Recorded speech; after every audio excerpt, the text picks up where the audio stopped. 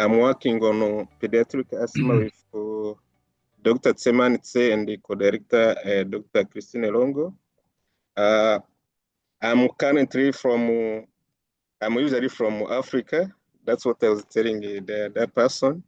So I'm happy to join you today for presenting some of the findings of our study related to correlation between nocturnal cough and the asthma control in children.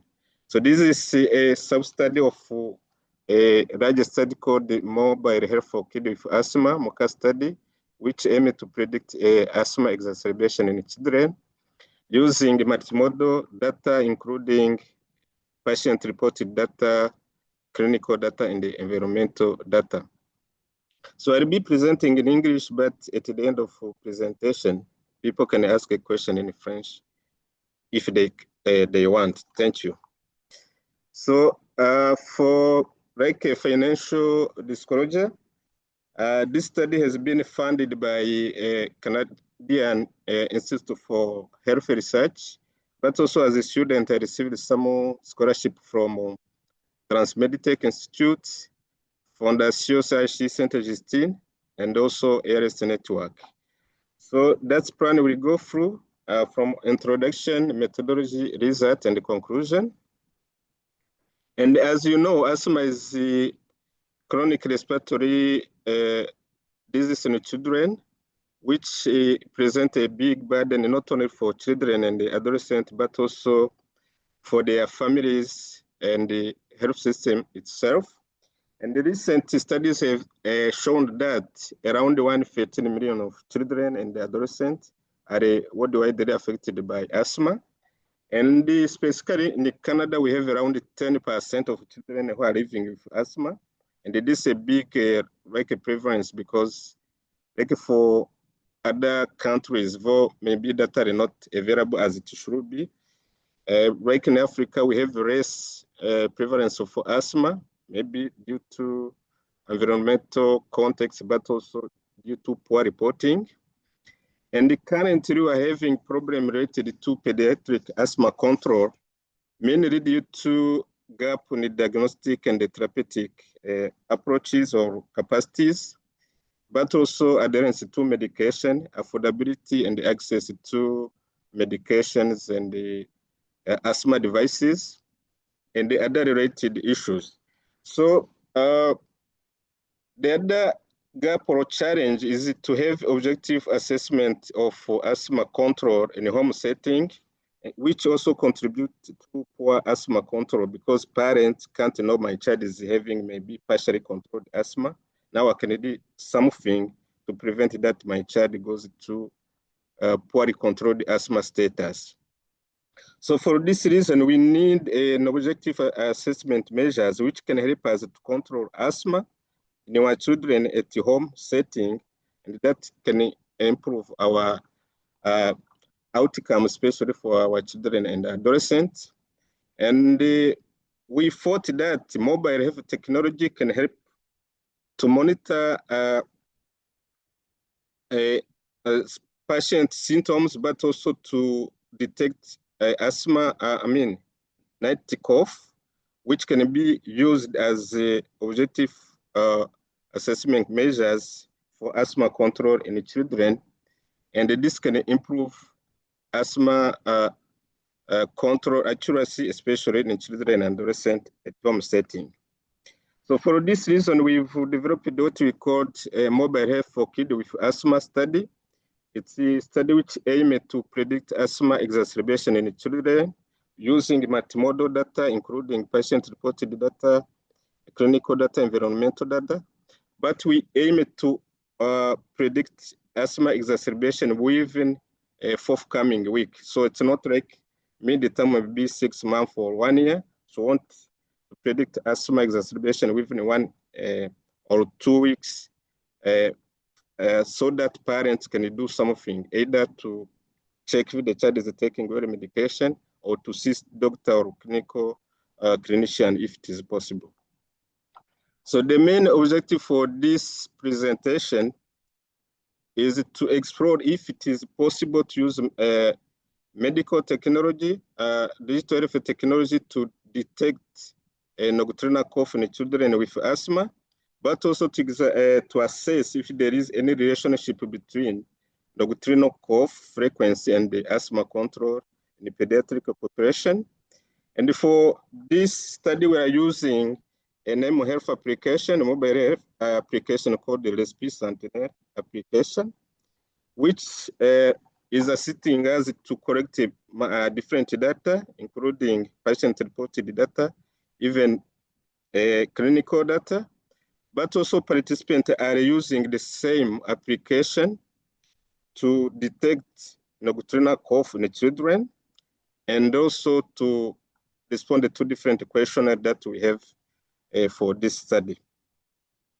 So as I said, this is part of our prospective observational cohort study, which is being done across 7 pediatric centers in Canada. And usually we are targeting parents whose children are having asthma and aged between 1 to 17 years. And those children should have had asthma exacerbation within the past 12 months. And they should be living in Canada and able to communicate in English or French. However, for our sub-study related to nocturnal cough detection, we are excluding children who are sharing the room with other children or other persons, because we need to exclude sound interference. Because if one child cough in the same room, the device may also record the same cough, but that should not be the case, because this can lead to poor model development. So as I said, we have 7 pediatric centers. We have a Quebec, Sachi de Quebec, and then we have a Montreal Children's Hospital, we have a Sherbrooke Hospital, and the CHIO, as well as a hospital for sick children and the Sorry Children Hospital. And as I said, we have a LSP Sentinel application. This is an application which is free accessible on, can be downloaded at any mobile device, and it's compatible with Android and the iOS platform. And usually it helps to do electronic consent, which can be downloaded in a PDF form. And also it comprises different features, including questionnaire on asthma symptoms, medication adherence, as well as different significant asthma events such as hospitalization or ED visits. And also it comprises an algorithm we got from Resmonic, which helped to detect, but also to record a nocturnal cough when the child is coughing at home. And also we have in the same mobile device application, educational material that participants can read and learn more about asthma.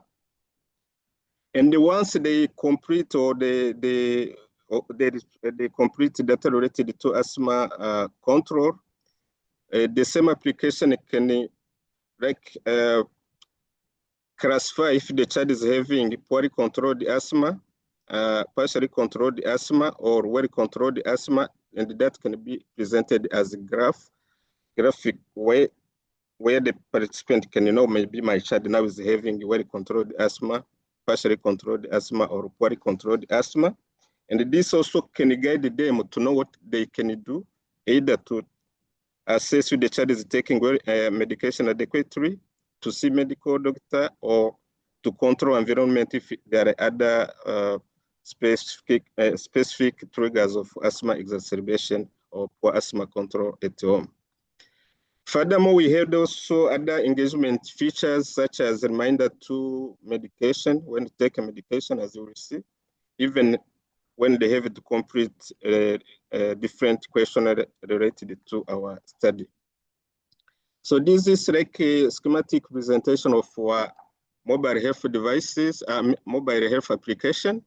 We have a part of administrator, but also we have another part related to participants, where they can do authentication and they do consent. And before they consent, they there is enough information related to consent, especially what is the purpose of our study, what is the procedure of the study, and what we expect from our study. And then from that, they can do user profile, which is authenticated also. And also they can have other features like cough monitoring data and also medication reminders. So all collected data are stored to Amazon Web Service, which is known to be safe store for different data, and it can be accessed by research team. So as I was saying, we have a different features of our mobile application, where we have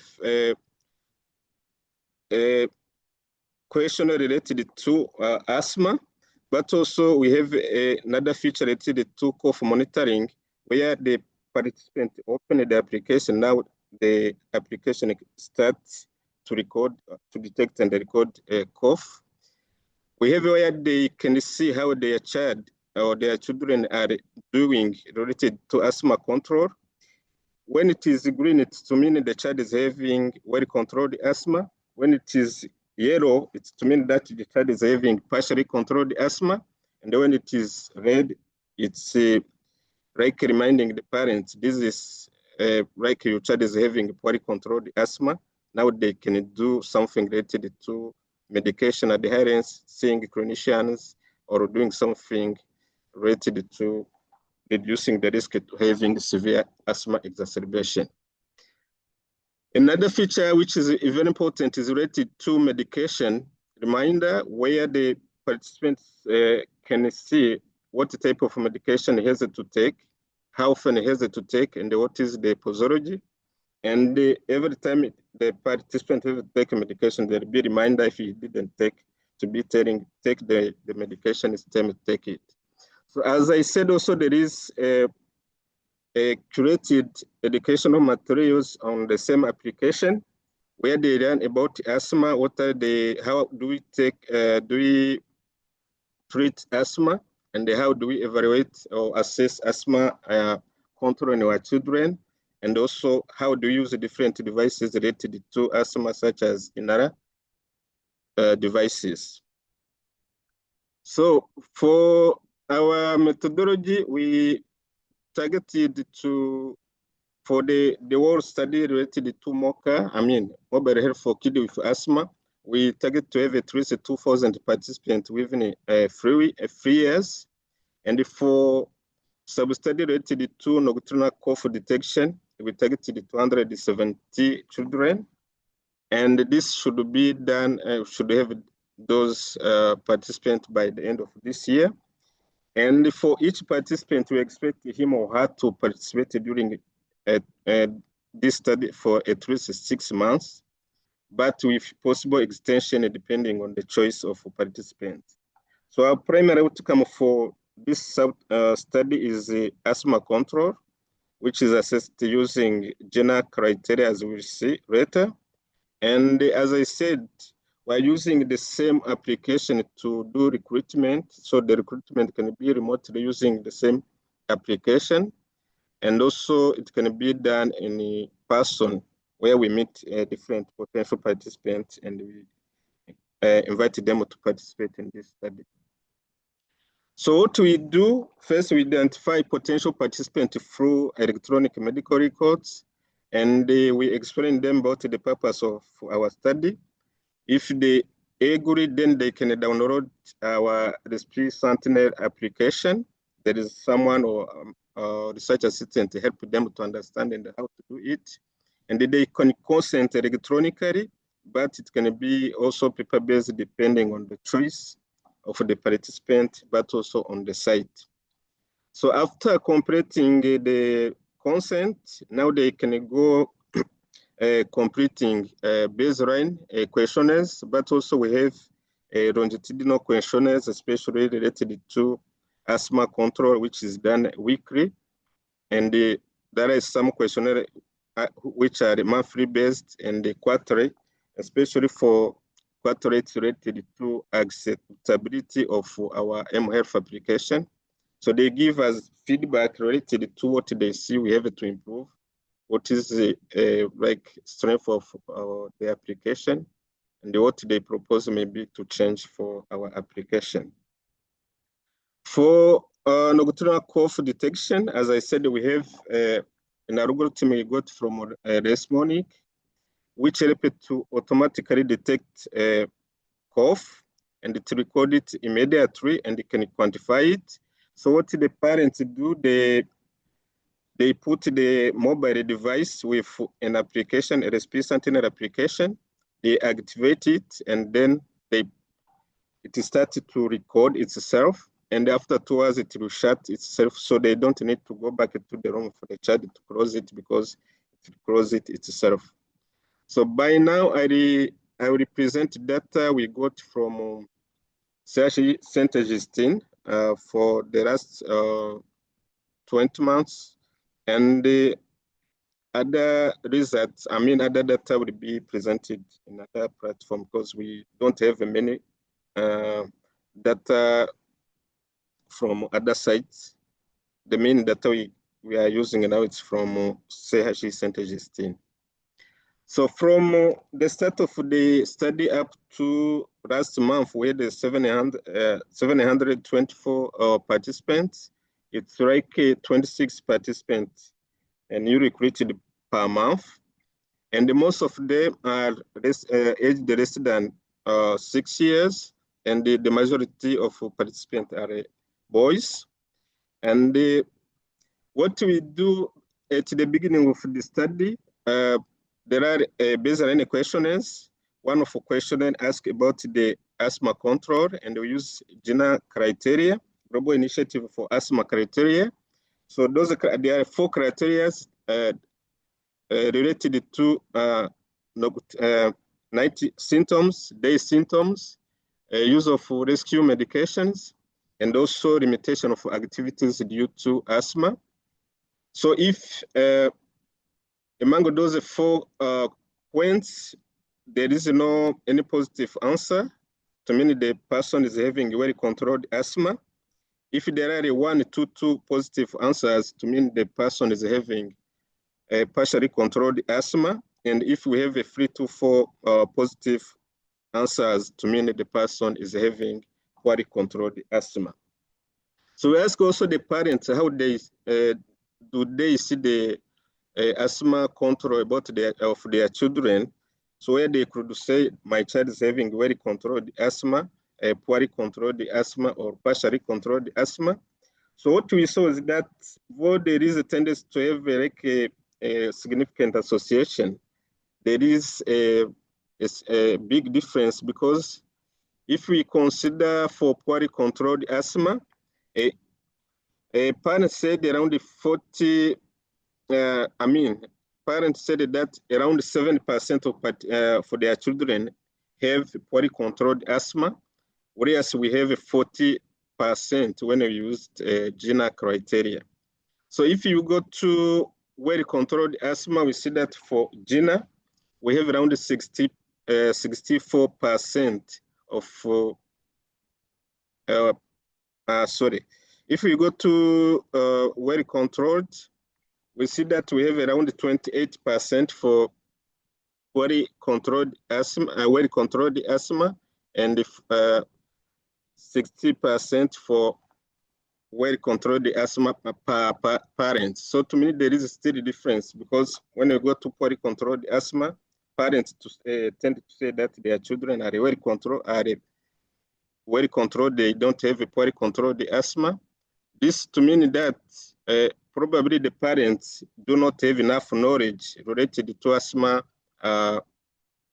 control assessment, but also they may show the disability bias, to mean I didn't need to show that I'm not a good parent about my child, because if my child is having poorly controlled asthma, maybe my consideration will not be good in front of my clinician. So they report that their children are having good or well-controlled asthma. So however, when we collected the prospective data, to mean those are weekly collected data, around 5,977 week data from 473 participants. We found that around 60% of children or observation reported that the asthma were well controlled, whereas only 18% reported poorly controlled asthma. And this is probably due to that now parents understood how to classify asthma, because those are the questionnaire. They responded, but using general criteria. To me, that now through the educational materials that are set in the mHealth application, and now they understood, they are aware how to classify asthma control. Secondary, because also there are reminders about medication adherence. Now children are adhering to medication, and now we don't have many cases of poorly or partially controlled asthma. So concerning now the nocturnal cough detection, as I said, we targeted to have a sample size of 270 participants, but by now we have 308 participants. And as I said, what they do, they put a mobile device with application, they activate it, and they put in their room. They don't necessarily need to put on the bed of the child. And when they open the application, will record the nocturnal cough within 2 hours within the first 2 hours of sleeping, because we found that different studies found that children tended to cough in the first 30 minutes to 1 hour of sleeping. And for us, we added 1 hour so that we may catch other possible cough episode. So by last year, we had 379 cough recording, which are valid. To me, to be valid, at least the recording should vary between 40 minutes to 2 hours, and also it should be done within night hours, not during day hours. So among those, from those 379 cough recordings, we have 2,300 nocturnal cough episodes. It's around 6 cough per recording. And as I said, we had around 7 nocturnal cough recording per participant, because these were from 54 participants. So the recording duration is mean was around 1 hour 55 minutes. And as I said, we aim to have 2 hours, but this is not too bad to have 1 hour 55 minutes. And as I said, we removed the recording which were shorter than 40 minutes and which sometimes were duplicated. For now, for analysis, we analyzed 354 valid nocturnal cough from 29 participants, because we targeted also to see if they completed asthma control questionnaire within 2 weeks after cough recording, because we want to see if the child is coughing today, this week, what will be the asthma control within forthcoming 1 to 2 weeks, to mean the next week and another week. So what we had, maybe I don't know if you will hear the, oh, it doesn't sound. So we had the some cough. It is not, sound is not there.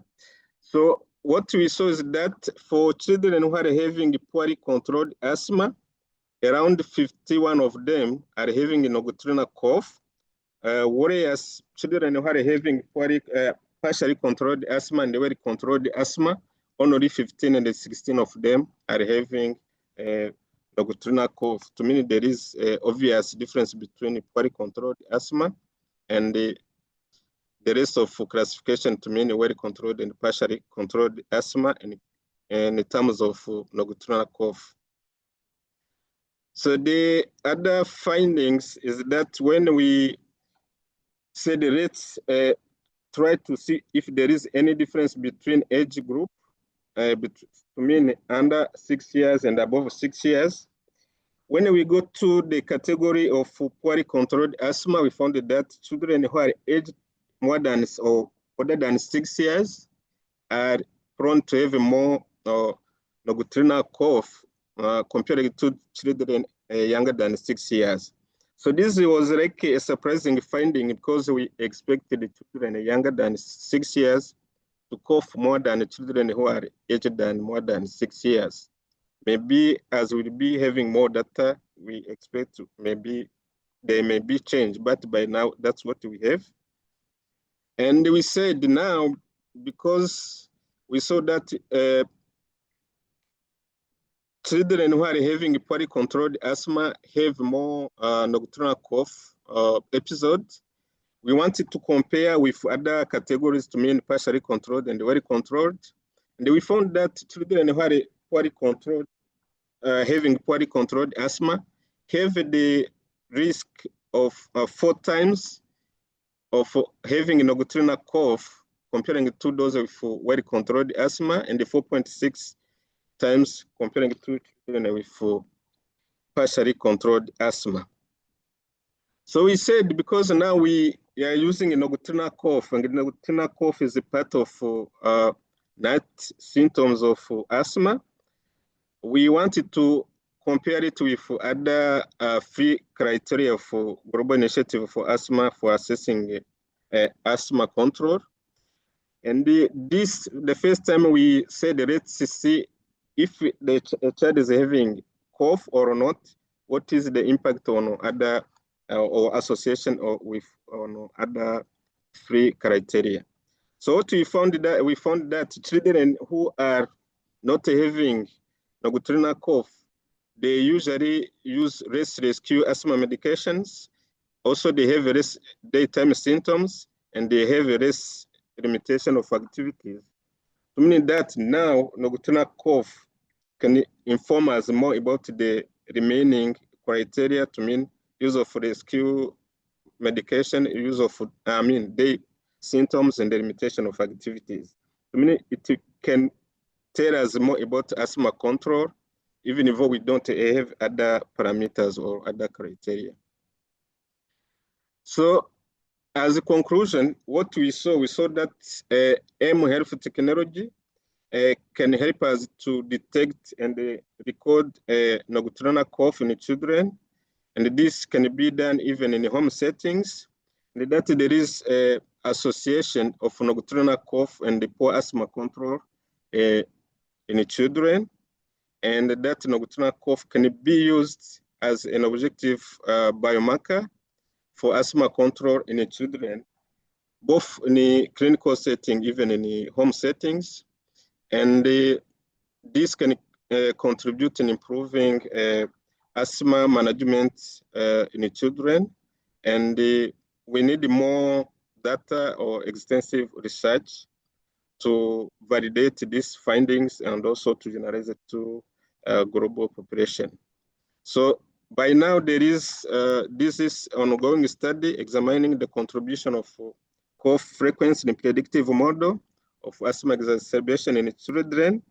Though I presented about the asthma control, but also we assess if there is association or if it can predict asthma exacerbation in children. So those are the references we used. So if you have any question, you are welcome. Thank you very much. Thank you, Naftal, for your nice presentation. And it's a great research that is done at home, and it's not frequent to be able to do so. There is a lot of barriers, I think. So I don't know. In the meantime, as we are preparing the question, I had one question. What are the pitfalls that you faced when you work at home of patients home? Thank you very much. The first, for our application, sometimes there are bugs, so they want to open it, doesn't work. or when it is working, maybe it is shut itself in the middle of recording a nocturnal cough. Secondly, we have around 308 participants for cough monitoring sub-study, but only we have around 54 participants who are doing night cough recording.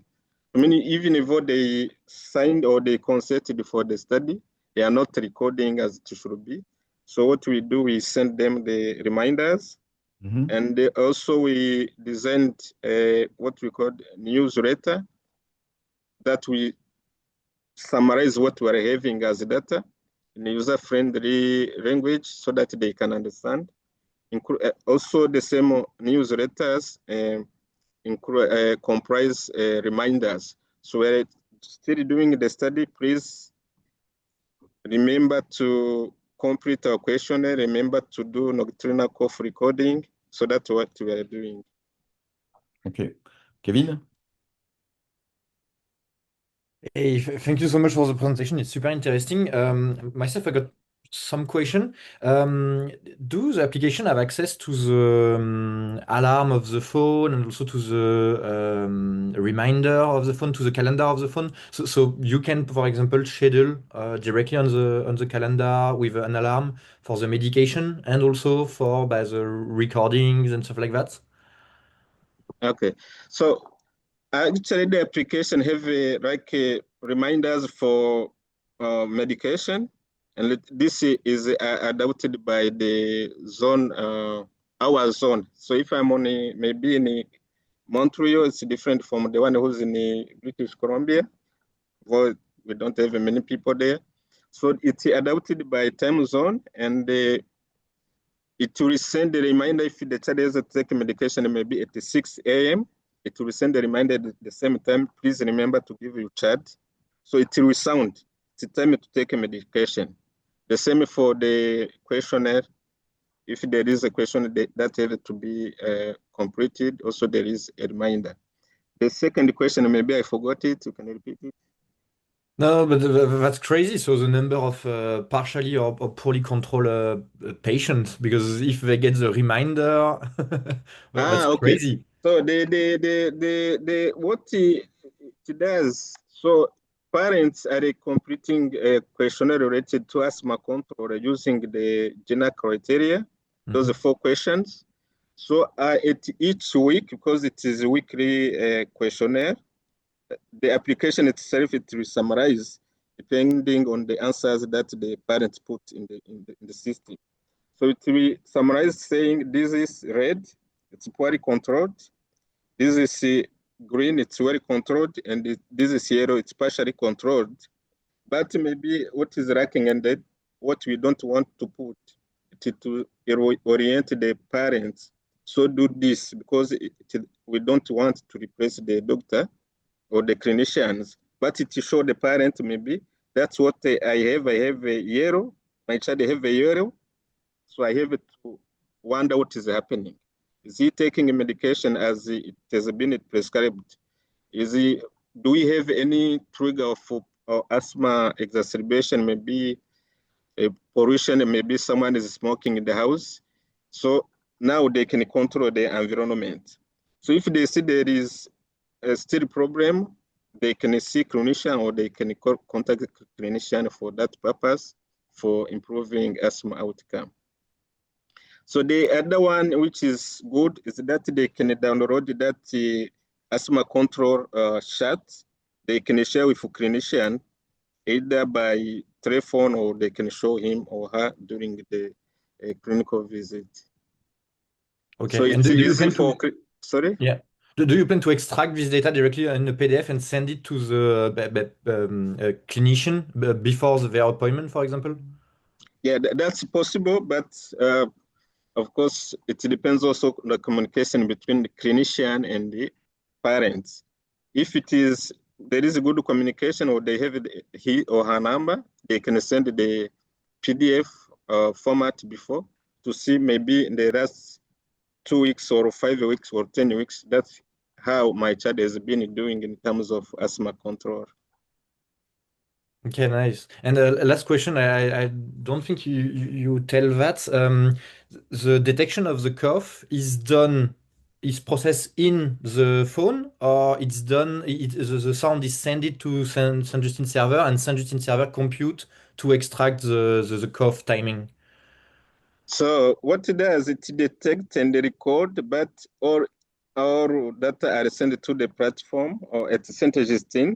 So it's for us to see what is happening, how many cough from this recording, or how many time have you done your recording. So it's for us to see. Them, they don't see what they see. They see that it has been recorded and it has been sent. Okay, but so you send all the sound. So you have all the sound sample on your server, or you just have the number of cough Yeah, was computed? we have a sample. I Okay. don't know.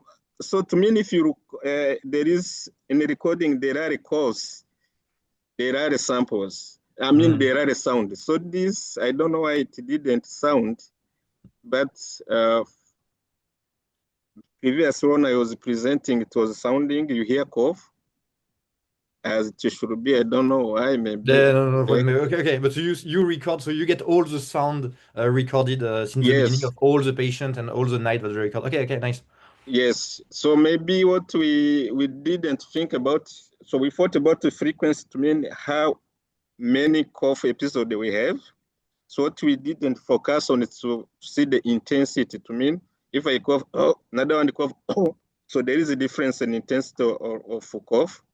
That to be second analyze it to see if I'm coughing, maybe I have a 10 coughs, but Mhm. they are heavy. Another one is having 20 cough, but they are somehow lighter. What's the difference? What's the risk to have a poor asthma control in the future or even asthma exacerbation?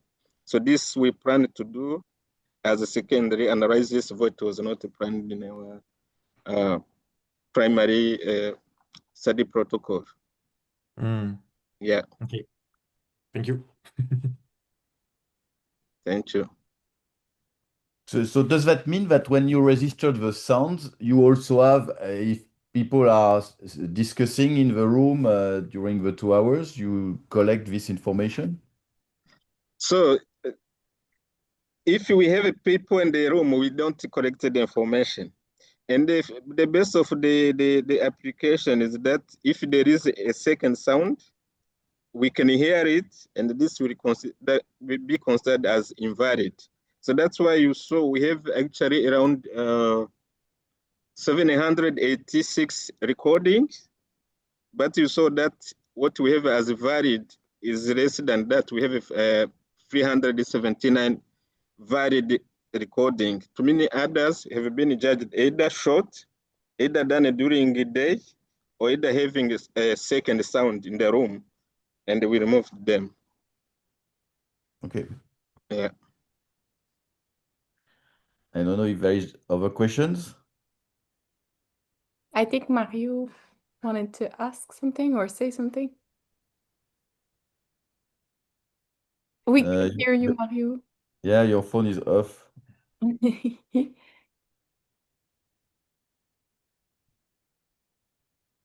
Well, on my side, I think your presentation was really great, really interesting. Even like what you did for the interface, I think it's great. I was wondering, do you think you'll be like implementing the interface for like children so they can use it and like, manage their disease, or it's not something that you want to really study? You want to keep the parents like the main users? So this is, I think, related to ethical consideration in terms of digital health, not only digital technology access to children. You know, it is regulated and limited depending on the countries. So usually we encourage the parents to do it and also the adolescent, to many children aged between 14 years and 17 years. They have rights to use that technology. But younger children less than 15 years, we said that should be done by parents rather than children themselves. Right. Secondly, if we give to younger children, they can't know. They are cognitive capacities are different from adults, so they can't know how to use it adequately. We may have more invalid data, which can bias our findings.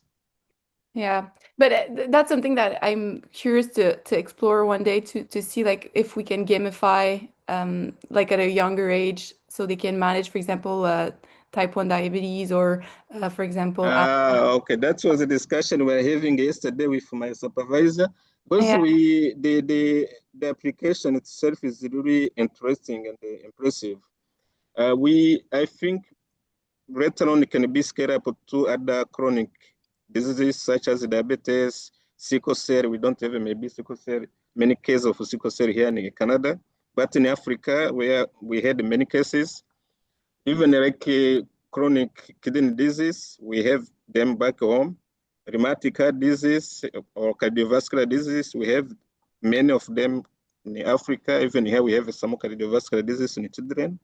So I think the same application can be used especially for symptom tracking, even for like what the parents or even the other children are thinking about the application. How can it be scaled up to larger population to improve health outcomes?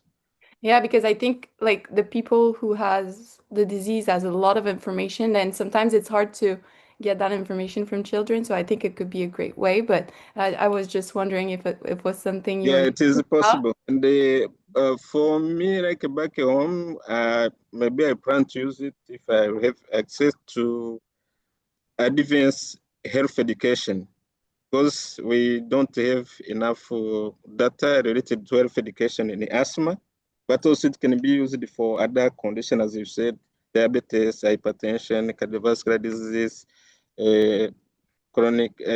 sickle cell, and the other chronic diseases in children. Not only for education, but also for symptom monitoring, tracking, and medication reminders, everything related to chronic management of patients.